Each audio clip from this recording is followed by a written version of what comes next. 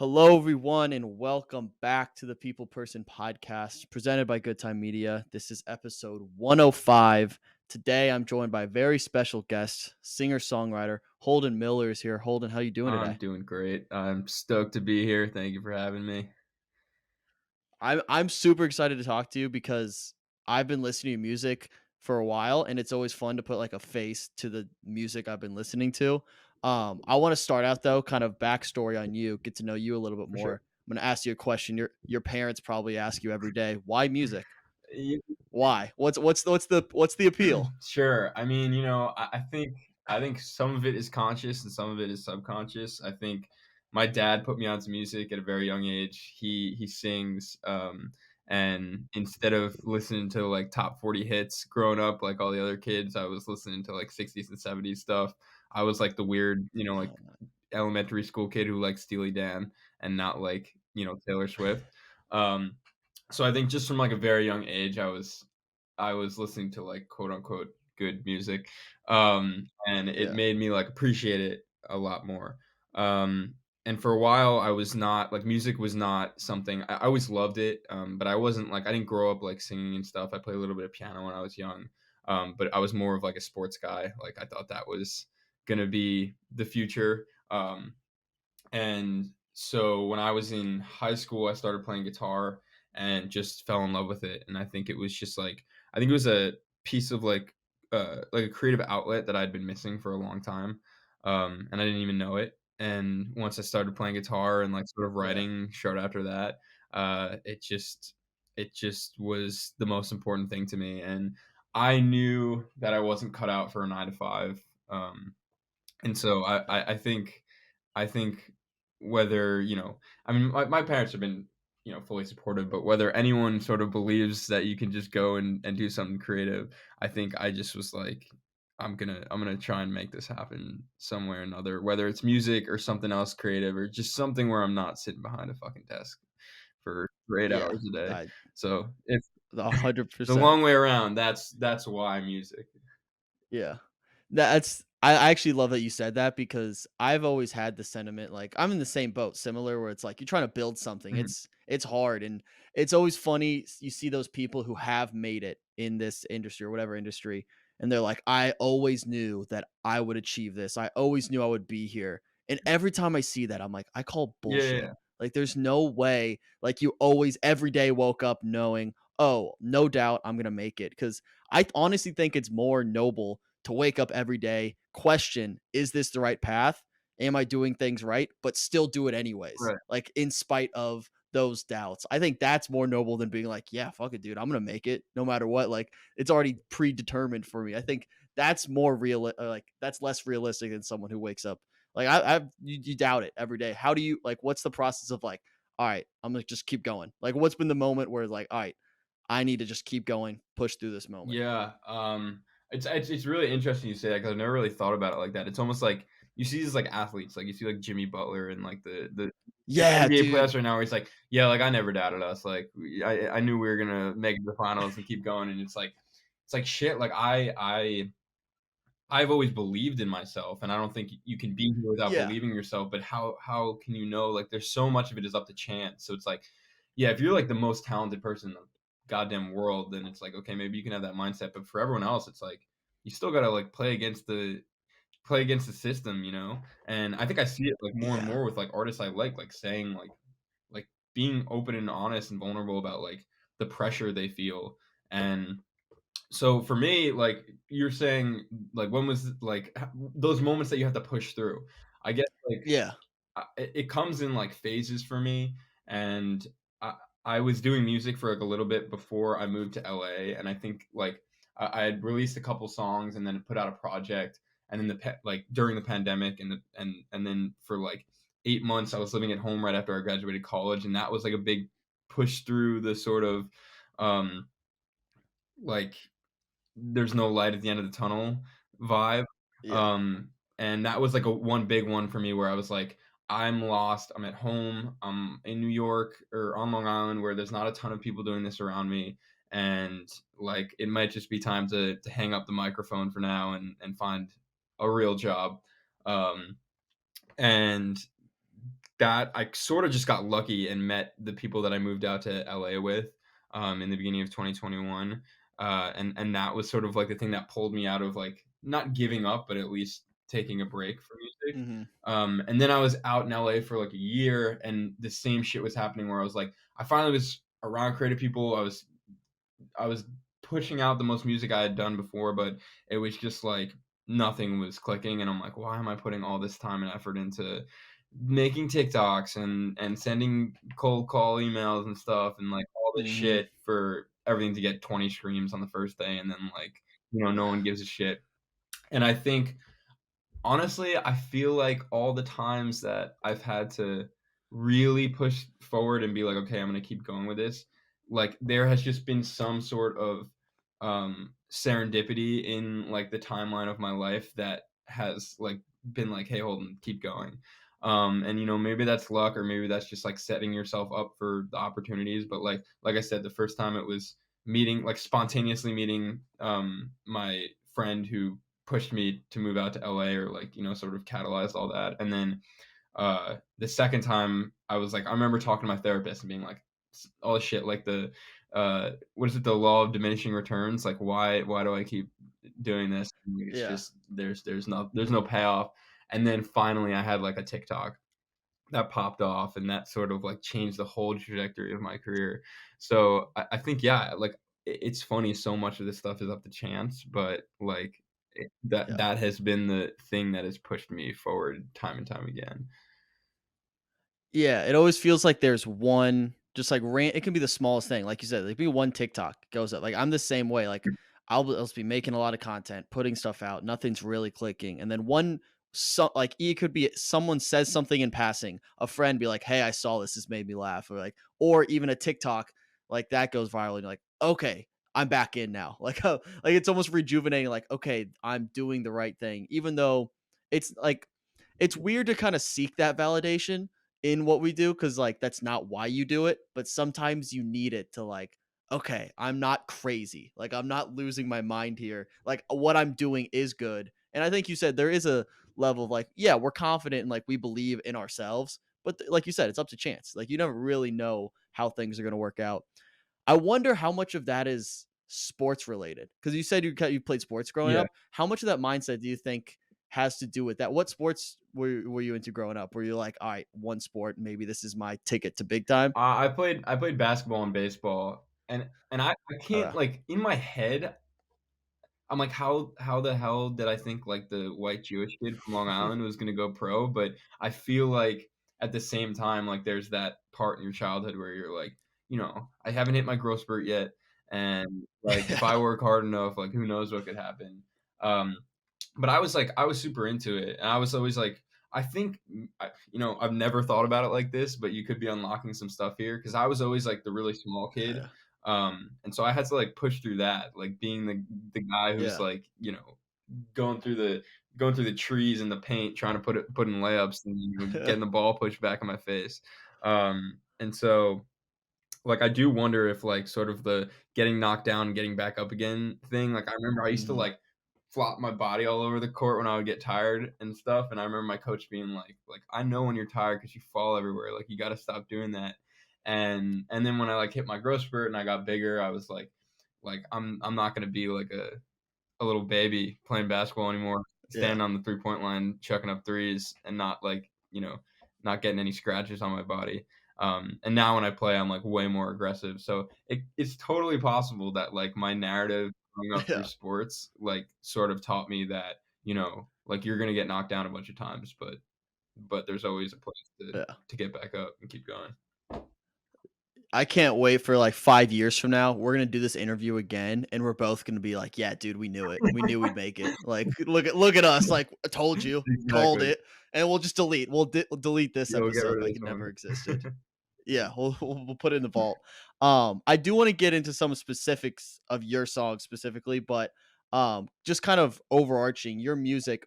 I'm always interested in artists like opinion of, again, I don't know the best way to describe this, of the person in your songs. The person like do you think the person singing your songs is a more vulnerable version of yourself? Is it a heightened version of like who you want to be? Does that make sense? Like who is that person singing the songs? Is that you 100% or is it a different type of you? If that makes sense at all. That's how my brain No, works. no, that's like it's a really good question. And I think some artists are very much like themselves on and off the stage.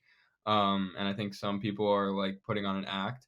And it's funny, like I literally remember talking to my management like when I was first getting started with them and then being like, what will like who do you want to be? Like, do you want to be the singer-songwriter who is just Holden Miller everywhere? Or do you want to be like, do you want to sort of like have an act or a character. Um, and Mhm. to me, it was like it was almost a no-brainer of like I don't want to be putting on an act all the time. Like a lot of the shit I Yeah. write really is just pieces of my life or pieces of my weird brain thinking of shit. So like I do think I do think for the most part, like what you hear is what you get with me. Especially like the more vulnerable stuff. Like I'm pretty extroverted in a way where I'm not afraid to share my feelings, especially with, like, people I just met. I think it's, like, really important to talk about, and it makes people feel less alone, and that's, like, part of the reason that I put out a lot of vulnerable music is, like, to sort of find um, that relief in having people who feel the same way and have thought the same way. So I do think like I do think like Holden Miller is Holden Miller and the music is Holden Miller. I think there are some songs that like maybe veer off a little bit away from necessarily stuff that I might even listen to and it doesn't feel as natural. But I am trying to like Mhm. sort of take my project back in a way where everything I put out feels like I'm proud of and I feel good about and feels like me, you know? Yeah, I think it's cool how sometimes or at least again, I could be speaking out of turn here, but maybe that can be like an avenue for someone to be more vulnerable. Maybe they're not in their everyday life, but like maybe through these songs, I can kind of find a part of myself that like I know is there. It's just this is the best way to channel Yeah. that.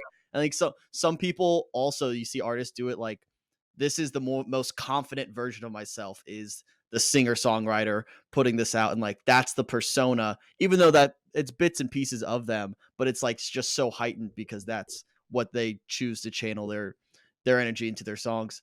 Well, I think, Um, like so sorry, just yeah, one more yeah. thing on that is, like, you No, go, yeah. people talk a lot about, like, music how music heals, and, like, as a listener, like, you know, when you're sad, you throw on or you going through a breakup, you throw on a bunch of breakup music, and it, like, heals you, but I don't know if, audiences, like, think a lot about how music like, the process of those people writing those songs is healing for themselves, and that's, like, a big reason why I Mhm. started doing it is, like maybe people who don't know how to be vulnerable just in a regular conversation, their outlet is writing those thoughts down on paper. And that's like how it was for me is like I would have these feelings and I didn't know what to do with them. And the best way to sort of find safety in them was by picking up my guitar and writing.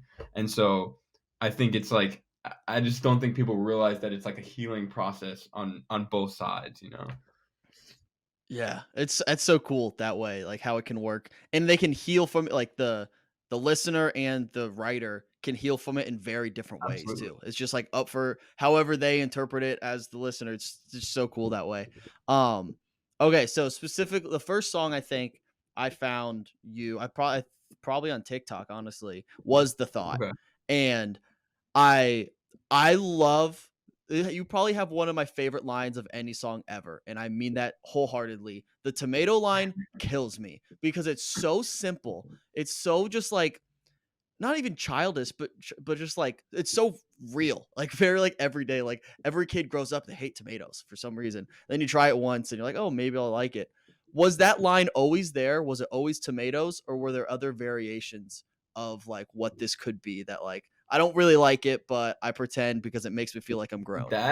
That's a great question. I don't think anyone's asked me that before, and it's like all the things you said about the thought is like that was the song that blew up on TikTok that changed the trajectory of my career, and it was like it it very much was like me looking at observing other artists in like sort of my realm of music and making a transition in my own writing style between I don't have to like be so cryptic and poetic.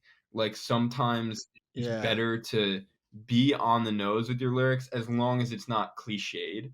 And that's, like, something I had Yeah. observed from, like, Alexander 23 and, like, it was mostly him at the time. Like, he directly inspired that song, but it was like I had this total shift, and it like made me rethink the way you can translate art to people.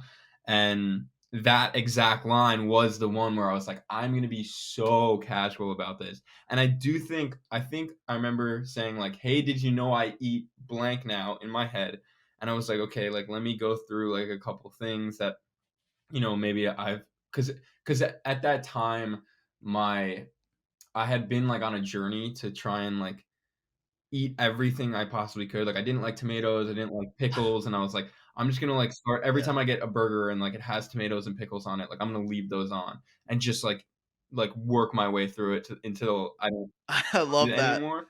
And and I think I just went through a couple in my head of, like, what options there were, and maybe tomato was the first one I landed on, but I don't remember ever singing anything else besides that. It was just that, That's and I think, like, in the moment, I was like, "This is weird. Like, this is not conventional," and, like, I think it could work, but also it could be, like, I could be crazy, and I'm like, I have no idea what I'm doing. yeah. I love that so much. It makes me laugh every time I hear it because it's so real, and it's so funny because I think there's a part of it, like, you feel grown up when you order, like you said, a burger with everything on Yeah, it.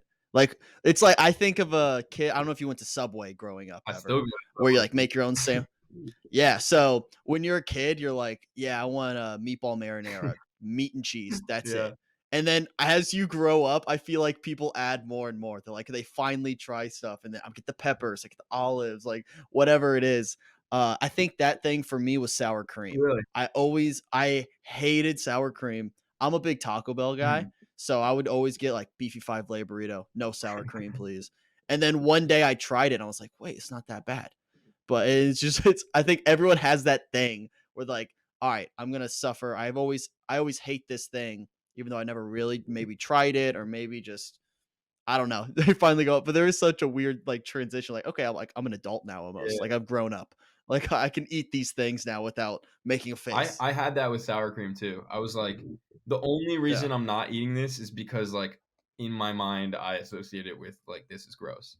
Like, I don't know if it's the name, I don't know if it's Hmm. the way it looks, and then one time I tried it and I was like, "Holy shit, this, like, makes every dish that much better." And, like, now I love Yeah, it. it's great. But it's funny with the thought because, like, like, you say that's your favorite line ever, and first of all, thank you, like, I'm honored, Yeah, no that's so problem. cool, but, like, I think for everyone, that was the reason. I think if I rewrite the song and that's not in it, it's still a fine song, but I don't think it's doing what it did in terms of, like, Yeah. of its reach, and it literally turned into, like, the tomato song, like, that's what people Yeah. were referring to it as, and it just, like, it took over the personality of it, and I actually like, I Yeah. released the tomato version, like, that I saw yeah, that. Yeah. it That's was the awesome. identity of the song. Yeah, and honestly, like, we probably wouldn't be here talking if it weren't for that line. Exactly. Because I probably in that moment wouldn't have followed, liked. I probably would have just done what kids do and just keep scrolling. Yeah. So I'm very thankful that that happened. Um, so that song blows up. So you said that's the moment where like, okay, like I can do this. What's the feeling like was the song finished when the TikTok blew up? That's a question I like to gauge a little bit. Was it almost done? Where were you? And how quick were you able to kind of turn it around? And be like, oh shit, now I need to like capitalize on this moment. Yeah, no, it was done. It was done because I think the caption was, like, the thought out. Like, it was the perfect. Oh, was it already out? That's No, no, no, probably it it. Cause wasn't. I remember It wasn't out already, but the caption was, like, "We oh, thought okay. out, like, October 15th," you know? And I Oh, okay. You remember had a being like, date. "Oh my god, thank god, like, I gave that information there on the one that happened to blow up instead of just Hmm. saying, like, 'funny tomato song,'" you know? Or, like, some Yeah. stupid shit like that. But, no, it was, like, it was coming out in, like, a week or, like, a week and a half or maybe, like, 10 days or something. So, it was just, like, it was perfect Hmm. timing because I see a lot on TikTok now, like, people have something blow up and, like, the strategy is just put it out as soon as you can, like, while it has that traction. I Yeah. think people wait a couple months and then it's hard to recreate. around Yeah. it. Yeah, I think I've seen kinda 2 different ways about it. And I understand the part of it where, hey, maybe I'll put this clip out, see if it resonates with people, and then if it does, I can finish the Right. song. But I also like the confidence of some people who, I think who's the artist? Nick D Mm, posts a lot on TikTok, I see. But I think what he does most of the time, he'll post clips of songs and then they're no matter what, they're already out. right. So like there's a certain level of confidence in that. Be like, I know this is a good song. I think people are gonna gravitate towards it. So then when someone randomly discovers them on TikTok, they'll be like, oh, I like this song. I wonder if it's out. And then he's like, oh, it's already out. I go listen to it almost immediately Yeah. and stuff like that. So how annoying is TikTok to you? Be honest, because I know it's very helpful for a lot of artists, and like obviously, like it is a platform to grow and put music out and grow as an artist. But is it kind of annoying where it's like this is part of my job now? This is what I have to do. Yeah, it's like, it's like your mom who loves you, but, like, you don't want her around when you're hanging out with your friends, like, because Hmm. it's annoying, and it's like, "But wait, she does everything for me, and this is her house, and she's feeding us and, like, Yeah, bringing us snacks and queuing up the movie for us," like, it's like that type of thing where, like, you say TikTok to me, and, like, I shudder, and I'm like, "Oh my god," like, the last thing I wanna do is make a TikTok today, like, it's I think especially because, like, it's just all up to chance, and you think about you go to your job, you do the work, you get paid. TikTok, you go to your job, you do the work, and you don't get paid, and then you do it again, you don't get paid, and you're like, "Hey, wait, when is my paycheck coming in?" And so mhm, it is extremely annoying. It is extremely frustrating, like, doing shit that you think is really good art, and then it flops over and over again, and it's not even in your hands at all, like, it's totally out of your control, and at the same time, it has, you know, created so many opportunities for me. It My management found me from the Thought video, which totally yeah, changed the trajectory of my career as well. And I found I was dating a fellow musician for like a year, and we met through TikTok. I've had yeah, sessions come through TikTok. I've met friends through TikTok. I've gotten so many of my listeners through TikTok. Um, and I've had people, like, relate to my music in ways that I never thought they would before through TikTok. So it's like it's a blessing and a curse, it really is, and, like, yeah, so easy to hate on it, but, like, when the TikTok ban was, like, getting floated around, like, a couple months ago, and, like, everyone was posting their, like, farewells, I was like, "Holy shit," like, this platform, like, as much as it literally, like, can ruin my day, is like has made my career, basically. So, it's yeah, hard to really shit on it to the max. yeah. Yeah, and I'm the same way. Like TikTok is by far my biggest platform. It's the reason I've been able to do a lot of stuff and connect with a lot of people. So it's hard to complain too much. But I think that's a great comparison to the mom. It's like I love you, but like pick and choose your Yeah, moments. Okay, just read the room a little bit. Speaking of your mom, not like that, but basement. How accurate is that song? How, like, on the nose is that song it's to your real life? unfortunately completely accurate. Yeah, yeah, it's literally like I mean, it didn't happen like that, like, the I think the act of getting caught smoking is a metaphor for just, like, needing to move on, and, like, Yeah, go do your own thing. It wasn't like I got caught smoking and my mom was like, "Pack your bags and head to LA." There was a yeah, huge gap between those moments, but it more was just like, "Okay, this happened during the pandemic." Um and I was just, I was living at home for 8 months and, like, going down to the basement at night and smoking and trying to just find any sort of escape from the nightmare we were going yeah, through. Uh, and I was getting more and more sort of loose with, how secretive I was about my actions, and then my mom came down and caught me one night, and then, like, months later moved to LA, but I was like, it's just sort of like, I need to get out of here and be my own person. yeah. Fair enough. Yeah, my by the way, my camera will die at some point. I have an extra battery, but I'm gonna milk this until it Okay. dies just because they didn't charge last night, and I was so mad. Yeah. I checked, I was like, "Shit, they have too much equipment going on No here." worries. Um, but yeah, so if the screen goes black, I'll just real quick tell you that I'm changing the Okay. battery. Um, okay, so you have what was the next song after The Thought? Was it Basement? No. I'm trying to think when I wrote Basement. How much pressure did you feel? Because I think that song does well, and then you're like, okay, let's keep this ball rolling. You Right. know, you have like almost now you have those expectations. So what was that process like after you release the thought, after it does well and stuff dies down? Yeah, so I put out a song, like, pretty soon after, and it was like I knew it was gonna be my last release of the year. I put out a song called Magnum Opus, um, which ironically did not do well. I don't think people would consider it to be Yeah. my magnum opus.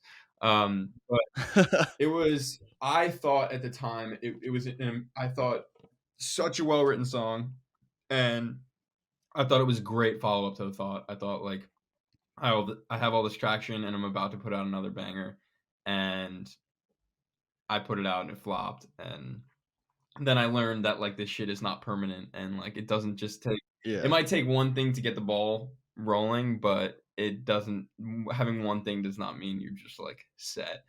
So I Mhm. think there was probably a little bit of pressure to be like, "Okay, I have all this TikTok attention and now it's, like, fading," but there was so much going on, like, I had never gotten even any sort of attention around my music before that was kinda overshadowing it, and, like, my numbers were climbing, and again, it was, like, right when my management found me, and I think they were, like, excited about it and sorta like, "Don't worry, like, we're gonna take some time and, like, figure the project out and work on some releases," so I don't think I was too worried. I think honestly now it's more like, holy shit, like nothing is working on TikTok and it's getting more and more saturated. I think now more so Yeah. the alarms are like sounding a little bit. Yeah, I feel that. I was gonna say, I think again, maybe this is just a weird way to twist it, but it's kind of if you look at it a certain way, perspective wise, just it's kind of fun when something doesn't work out in a sense that when it does work out, it means a lot more. Because if everything just was but like sunshine and rainbows and kept getting better and better and better, at some point, I think like you don't value that appreciation as much just because you're so used to it Right. where sometimes like you want hits, you want misses just to keep your life balanced so you can appreciate the hits a lot more than the misses and stuff like that. So I think maybe that's just my built-in like defense mechanism to work with to put in a account when stuff doesn't go well. But I think that's like a cool way to look at just life in general. I mean, like shit hits the fan and then you learn from it. And then when the sun's out, you're like, oh, it's a little brighter today because yesterday was Yeah. dark. Something like that. I I just think that perspective's No, healthy. absolutely, and, like, I think even, like, something I think that gets overlooked, especially because people want results as soon as it can happen, and people wanna go from, 0 to 1,000,000 listeners, but I think there's, like, a beauty in the pace of your career growth sort of paralleling your growth as a person, and Mhm. your brain developing and your body developing and everything, and, like, my mom will talk to me, and she's like she a lot of times she's like, "I don't get how you're so patient." Like, I'm, like, itching for your music to come out and for people to see it and stuff, and, like, "You're so patient." But she literally said to me, like, I think the rate of growth you have right now is good." Like, it's not getting too big to the point where, like, you can't handle it or, like, these overnight successes where you're, like, 18 years old and you haven't gone to college, or you haven't Yeah. even learned how to take care of yourself, and then all of a sudden you're, like, propelled into the spotlight. And so I do think, like, there's a little bit of solace in slow like, obviously, you don't want no growth, but I think slow and steady growth, and it's Yeah. sorta like, "Okay, like, I'm learning every day, I'm growing every day as a person and learning how to just take care of myself and be happy and, like, not break down all the time." And so if this keeps sort of inching up, like, I can keep up with that. Yeah. I think there's a part where it's like, and if 3 years ago stuff blows up and I was some huge star, like, I would not have been ready for that. Sure. I don't think I'd be ready for that now. I don't think you're ever really ready for that, but maybe you're a little bit more prepared. But I just know, like, 20-year-old Wyatt could not have handled any type of success whatsoever. Right. Like, it would have gone to his head, he would have freaked out, and then he wouldn't have been able to figure out what to do next. So I think there is a part of part of that. Also, I do respect the patience of just musicians in general. I do not have that. That is a fatal flaw of mine. I'm just like go go go. Like I have an idea, I want to do it tonight. I'm gonna film it. I do like live shows every day just so I can get thoughts out, Mhm. and I just like just talk. I'm very impatient, so I need to learn some of that from Well, you. that's great. I mean, if you're doing all that shit, Another that's great. Like, don't yeah, stop it's working your ass off, man. no, but there's a line of like, am I just doing shit to do Right, shit? You know what I mean? Like, where's like, I'll have to take a break, like a day, a night every once in a while. Be like, okay, what, like, what's the plan here? What's the big picture? Because I'm so focused, like day to day, next right, step. right. Um, but I think again, there's just a balance there. Everything in moderation. Um, Another song I want to talk to you. More importantly, like the music video when you painted yourself as the Joker. I believe it was the Yeah, Messenger. yeah, Is that the song? yes. So, A, how long did it take to paint your face like that? And B, how much did you like it just being the Joker for a bit? I'm so glad you asked about this because this is right now probably my favorite thing to talk about with my career. Um, but so my it's funny, that video is, like, the most proud I've been of any art I've put out, Hell yeah. and it was super, like, low budget DIY. It was just my roommate, is, like, in film and wants to be a director, and his brother's doing the same, and so, like, they were like, "Hey, we wanna do a music video for you," and we started chatting, and it just so happened that my roommate's brother's wife is a makeup artist. So, I had told them that I was like, I've had this vision of recreating the Joaquin Phoenix dancing down the stairs scene from the Joker. I literally wanted to do it for like a different song, like before the Messenger, just because I wanted to like do that concept, but it ended up Yeah. making so much more sense thematically for the Messenger. But yeah, my her name is Itzel, and she's amazing at what she does, and she it took, like, probably a little under an hour to do that makeup. We just did it in literally, like, the living room right here, and I fucking loved it. Like, I immediately it was funny, I was, like, sick that week too. I forgot what I had just, like, a maybe, a like a cold or like a low grade virus or something, but I was like, I really wasn't like in it, and I took some Sudafed, and it like I literally like turned into the fucking Hulk, and put my Joker makeup on, and I think I just had this sort of moment of delirium where I was like wearing this mask and totally was like there's like this invincible feeling, and I get now when like actors do like method acting and they want to like become someone else, but there is like this invincible feeling of like it's almost how you feel like when you're wearing sunglasses and it's like people can't see my eyes, they Yeah. can't get a read on me. Like you have this poker face almost, but there's this incredible feeling of like not being yourself and feeling like I don't care how I present myself now because when I take this makeup off, no one's gonna know who I am. And so yeah, it was an incredible feeling. It was like one of my first times like really acting. And I had literally like an out of body experience. Like we were looking back at the clips and I was like, I don't even remember doing these like sort of actions I did like out the car window and everything. And like some of the dances I did, like I just, whatever was happening that day, it was a combination of the Sudafed and the face paint and like me being overly tired, but also like overly stimulated. And it just it all came together, and it literally like it opened my eyes to like the world of acting. It opened my eyes to like my love for being on camera and wanting to act. Um, and so yeah, total pivotal point in my visual art career. I love that.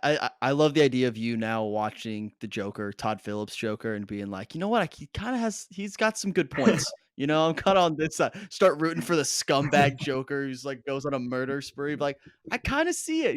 Exactly. He's got. I like this No, guy. listen, I get Yeah. it. Do you so speaking of like the visual art of things, I think you have some really cool just like what is it called? It's like is that cover art? Whatever like the song art is when you're playing on Spotify, Apple Music. I think you have really like cool conceptual art for that. What's your thought process behind that? And does that kind of come together when you're writing the song? You kind of visually see it that way? Or is it after the fact, okay, what does this song make me think of? And how do like who makes that art? How does it come together? What's that process like? Yeah, yeah, but so we'll keep on the topic of my mom. My mom makes all of my Right. covers. No Yeah, way. yeah, so she That's awesome. during the pandemic, she started collaging. I was joking that she was having a midlife crisis because, like, our house was literally covered in collages, and she started making these collages, and I don't even know how it came about. I think maybe she was just, like, offered to take a stab or 'cause so I had always just, like every song I was putting out, it was always just, like, a scramble for, like, what the cover art was gonna be, and then you Mhm. see all these artists who have, like, themes with their cover art, and I was talking about that with, like, my management and stuff, and I think my mom sort of floated out the idea, like, we could have consistency through the cover art if they're all collages, and I was like, "This fits my brand, this is really cool, it's personal, it's free, it's easy to communicate, like, what I want." Um, and so "She'll Still Be," which is the first song I put out in 2022, was the first time we did the collage cover art, and she nailed the first one, and people loved it, and I was like, "Let's just keep rolling with this," and, like, I don't know how many songs have been put out since then, it's probably, like, 10, or, 8 or something that she's done every cover art, and then she actually, like, hand makes the stuff, like, it's not digital, so, like, she'll, like, make the cover art, there's Oh, one for the whoa. Messenger, um, That's for the people sick. listening, I'm holding up the actual hard copy of the, Yeah. art that my mom made. So she'll just, like, throw this stuff together and then mail it to me, and it becomes Wow. cover art. I also have this, like, this is, like, my tour backdrop. Um Dude, that's so cool. That's gonna be so cool to have just, like, long term, to have, like, these little relics of each song, each album, tour, stuff like that. That's really Thanks, cool. man. Yeah, she's amazing, and it's, like, it's really cool to be able to collaborate with her on my music. We Yeah. have a lot of fun with it. Like, if you look at our messages, she sends me, like, hundreds of iterations, and, like, she'll move, like I was gonna say, yeah, do you critique her at all? You'd be like, "Hey, mom, this isn't how I envisioned it." yeah, it's funny, like, we're actually, like we're almost always, I'd say 99% of the time, like, we're on the same page about or, like, not Okay. even the cover art, like, she'll be making collages for other things, and, like, she'll send me 2 options, "Which one do you like better?" And, like, almost always we like the same one, so I think, like mother, like son, uh, we Yeah. just, like we have similar eyes for aesthetics and stuff. So I do, but I'm not afraid to be honest with her and be like, this is not it at all. And we've got like there have been times when she sends me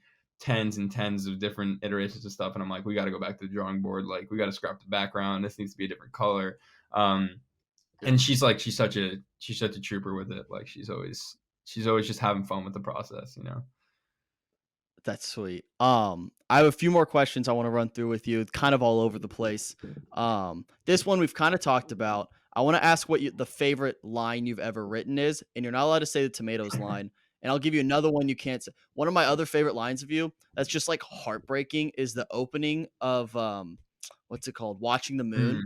where you just say, "I hope to God she's on the couch." That kills me. That opening line is I awesome because it's so like immediately I'm there. I'm like, "Oh shit." That's awesome. You can't say either of those Well, 2 because those are my 2 thank favorite. you, I've been cursing, but can we curse on this podcast? Yeah, you say I whatever was you gonna want. say thank you and fuck you for then taking the other song that is like because Watching the Moon is like that is to me, that's my magnum opus. Okay, I love that Thank song. you, thank you. Yeah, that to me was just one of those ones that, like, fell out of me in 30 minutes, like, it was a I wrote this because not because I wanted to write, it was because I literally was, like, going through some shit and, like, had no other Yeah, choice but to, like, save myself with my guitar and, my notes app. So that's a super special one to me. Individual lines. I mean, like, it's tough because there's, like, the difference between something that's, like, poetic and meaningful versus something that's yeah, just, like, clever. Like, I think and I wrote this song with my roommate, his name's Cameron Young.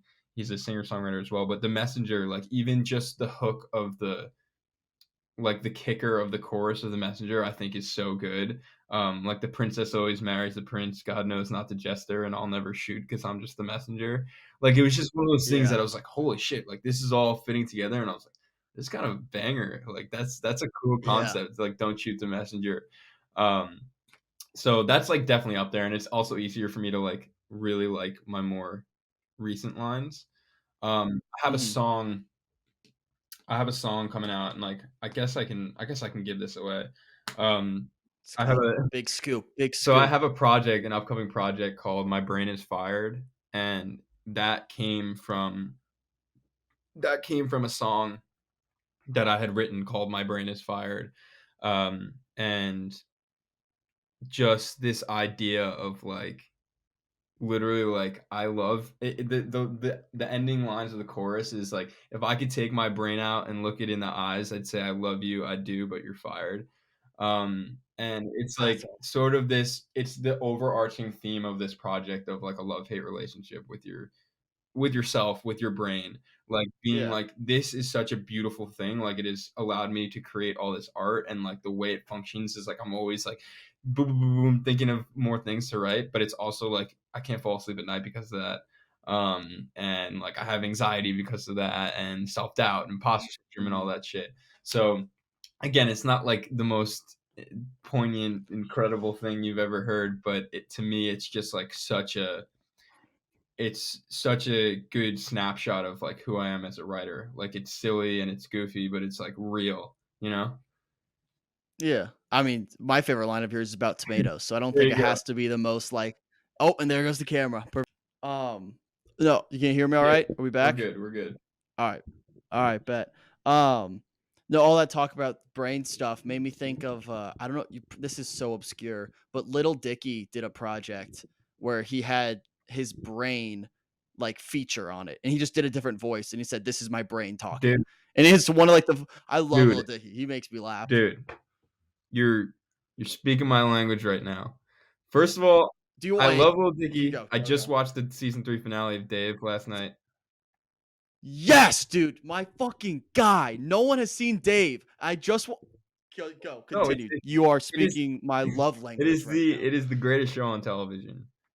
It is Yes! unbelievable. Thank you. Like, dude is I mean, absolute he's an inspiration in terms of the creative, like, he's just incredible.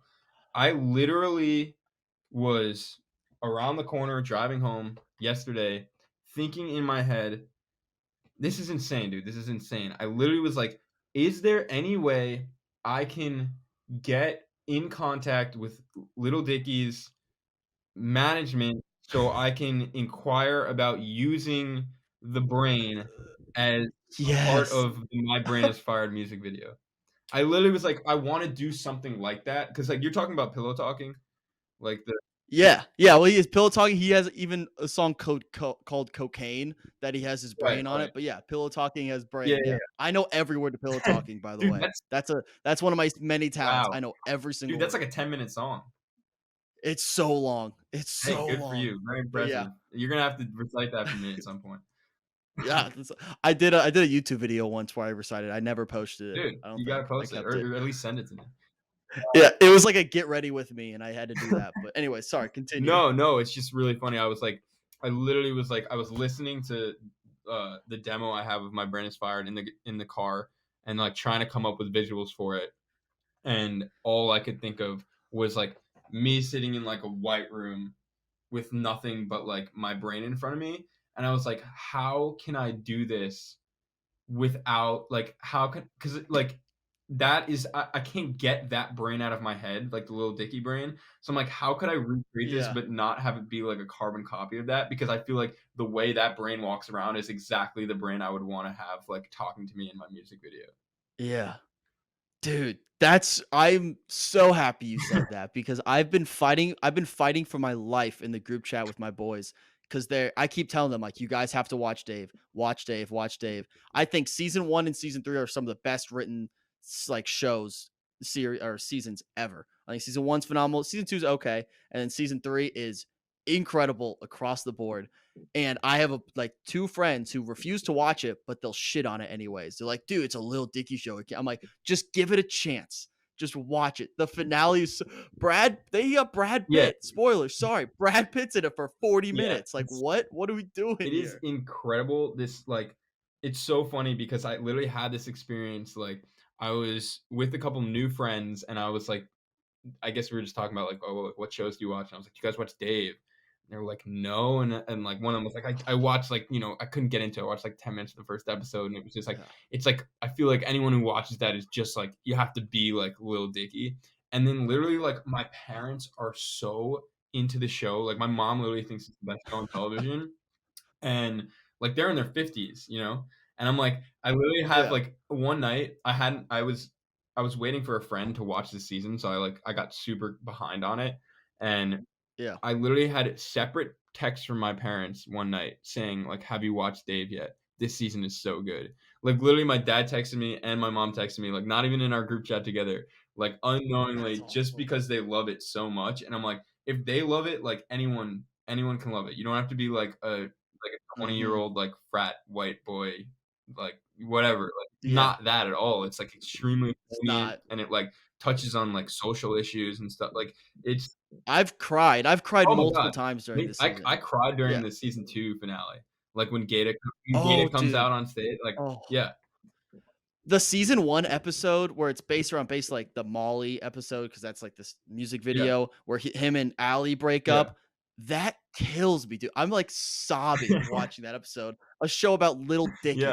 Like, I should not be crying this hard. But yeah, no, Eli, I'm gonna send you this clip. My friend Eli, go fuck yourself. Dave is an amazing show, So good. and you heard it here first. It's so good. You have to watch it. Anyone listening right now, go watch it. Okay, that's amazing. Few more questions for you. One, this is just kind of a statement. I want to see how you take this. I told my little brother that I was interviewing today because I knew he listens to the same music I do, and his first response was, "Dude, no way, that's my shower song." He was talking about the thought. He goes, when he every time he showers, he shuffles his music, but he'll play the thought first every single time. So my question to you is that weird or is that cool? I mean, I think that's really cool. Like, Okay. It's a little weird though. It's a it's little weird. only weird it's not, like, weird to me, like, this guy's listening to my song in the shower. It's more just weird, like, I don't like, I would personally get sick of listening to that song the Yeah, first time I got into the shower every time. But I don't hey, fair who enough. knows? Maybe, like, he's syncing up his soap Yeah. scrubs with, like, the droning note Yeah. going, whatever it is. No, it's weird on paper, but it's cool in reality. Alright, fair enough. He'll appreciate that. Alright, so then I kinda close with a segment I like to do because I have a weird brain. Basically, I just give you ideas free of charge, and if you wanna run with them, you can. If not, so be it. I just wanna get your thoughts on these. First idea I have, every musician ever, every tour always has an opener, like a person who comes on, kind of gets the crowd going before the headline act. What if when you make a big time and you're doing a headline tour, you should have a closer, and the closer can be like an old time artist who they're not gonna like bring the house down, but like someone that everyone wants to see. Like, what if you just bring in like Elton John for like what they do one song, like just like a pitcher in baseball. You bring in a ninth inning closer, like he's gonna shut the house down. Like all of a sudden you get like a piano man to end the night. Like you should get a closer. Thoughts? You've never played a show before, have you? No, never. Yeah, it's a What? That's a great It's idea. it's a great idea coming from someone who've never played a show before. You do not wanna play your last song, have the crowd going crazy as you walk off, and then have Elton John come out Elton John. and be the thing that people are talking about when they leave the venue. But they're gonna leave Yeah, happy. oh, The fans are gonna leave happy no matter what. They'll be like, "Oh, remember that Holden Miller show? Like that was sick I I because Elton John was I think there." there's a reason it hasn't happened before, I think probably an ego thing for the headliner, but to be able to walk off or even play your encore and then walk off and like have the crowd sort of buzzing and like they're leaving, they're funneling out, they're going to the merch table to buy your shit, but they're funneling out and like talking about the show that just happened and not about like the all-time closer you just brought up to steal the show from yourself. Let's Okay, fair enough. let's get another idea rolling. Oh yeah, another idea. So what if this? So instead of having an opener, you just open with some of the shittier songs you've written, so your main show seems better. That And it's you. It's just bro, you dressed that's differently. brilliant. I think it could Okay. function for me as like like I open with a solo acoustic set, like Yeah. really puts people to sleep. and then bring Mhm. out the band, Then walk off walk off stage. stage, Yeah. throw on something different, grab the electric guitar, bring Paint your face, yeah, Joker. I Yeah. literally have people have been asking me, like, "Would you wear that on stage?" Like, "Fuck yeah, I'd wear that on stage." It just didn't take an Yeah, you should. hour every time to put on before. Yeah. But, yeah, that I like that idea a lot. I mean, it's Alright. also that is like a that is like an egomaniac move, like, So, to open you could be the imagine be sorry, I couldn't fit all my songs into one set, so I'm actually opening for myself so that I can Yeah. play 25 songs instead of 13. What if you're the opener and the There closer of okay, your there own you go. act? If I can be the closer too, You then I'm in, I'm There we in. go. Perfect. All right, we're righting the ship here. Last idea I have for you. Or we're just gonna keep talking about tomatoes because I love it. What you know how people back in the day would like throw tomatoes because like a comedian or something or a play sucked.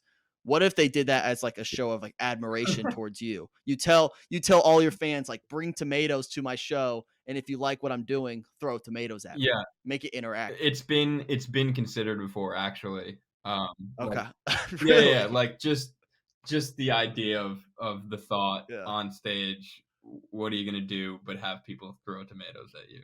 It's really not a bad idea other than I wouldn't want, like, tomato juice all over me, but Yeah. What if you go like white shirt, like wear all white and just like let yeah, them and let paint you? that be the outfit, like, open with the thought, and then, like, everyone throw up the Yeah. tomatoes, or there's, like, a you grab it like, there's a big, like, maybe we use, like, the tomatoes that they're gonna throw out at the supermarket so that we're not Mhm. wasting, and then we have like, you grab a tomato when you walk in, and Yeah. then everyone like, we play the thought, and people start chucking it, and then, like, my outfit for the show is, like, whatever red splattered on my white shirt. Yeah. Oh, even better. You walk so curtain comes up. I don't know how shows work. Curtain comes up and opening song, you're sitting at a dunk tank and the water is tomato Oh my juice god, and the whole crowd has that's brilliant. tomatoes and they're trying to hit it while you're singing the thought. That's the That opening of is the show. Boom. absolutely brilliant. See, I don't want any money. I'm free of charge. If you do this, I just want the admiration of being able to see that in I need person. And next time you come to Indiana, I want that. I need to be at a level where we can afford to bring a dunk tank around on tour with tomato juice, but when we get there and we're in Indiana, Okay. I will do that for you. For whoever gets there first. If we make it big time, got a lot of money to spare, I will pay for Hey, that thank you. because I want to see that I happen. appreciate I that. got you. All right. So last question I have for you. This has been awesome. I ask this to everyone who comes on. You can answer it however you want, whatever comes to mind first. But what gets you up in the morning? It's a weird time to be asking me that, Wyatt, you know, because sometimes it's hard to get Oh yeah, sometimes it's hard to get up in the morning. Um, I get that. God, that is such this is making me, like, have a crisis. I don't know It can be coffee. I don't know. what gets me up in the morning. My alarm. My alarm gets me up in the morning. There you go. No, I think the unknown of the day of what's gonna happen. It's like something cool could be happening. I think the important people in my life get me up in the morning. Like even getting to see my roommates or um, like a girl I've been talking to, like whatever it is, just Yeah. being like, oh, I can't wait to interact with these people today. I'm a people person. I don't like to be alone.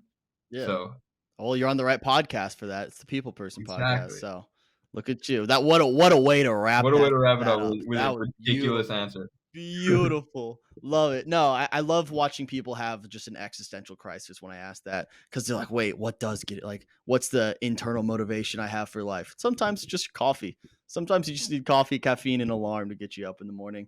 You're not But thank you so much for coming on, dude. yeah, dude, I of appreciate it. I appreciate it so much for taking the course, this time. was awesome, dude. Like, you're a great interviewer. This has been absolutely lovely. Thank you. And everyone should go watch Dave right Go now. watch Dave.